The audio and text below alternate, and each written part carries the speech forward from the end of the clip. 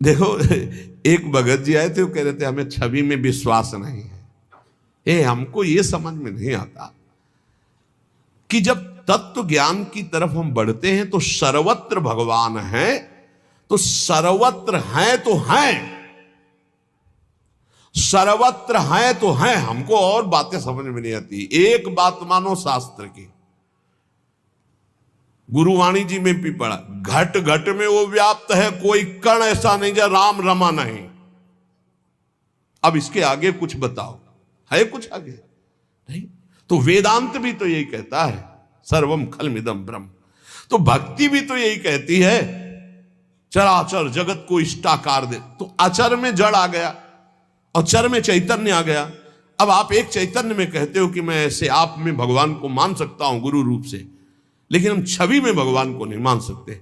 तो जड़ में तुम भगवान को नहीं देख रहे हो, चैतन्य में भगवान को देख रहे हो। अधूरा ज्ञान तुम्हारा वैसे ही है जब जड़ चैतन्य दोनों में भगवान दिखाई दे। देखो, अब जैसे किसी किसी का तर्क रहता है कि अगर तुम मूर्ति में भगवान मानते हो तो भोजन लगाओ और वो पा के दिखा दो।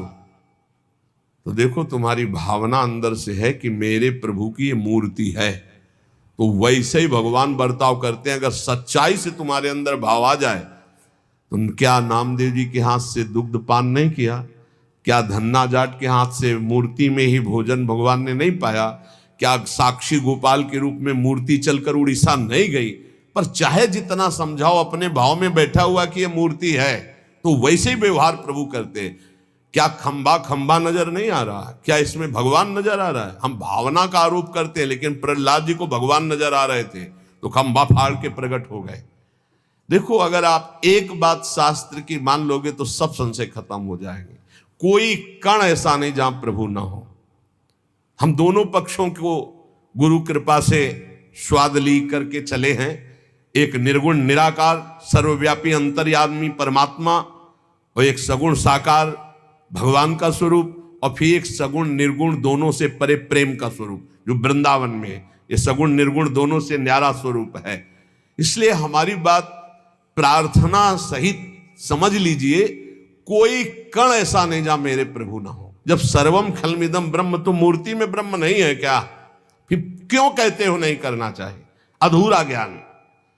पूरा ज्ञान हो जाएगा तो तुम्हें समझ में आएगा।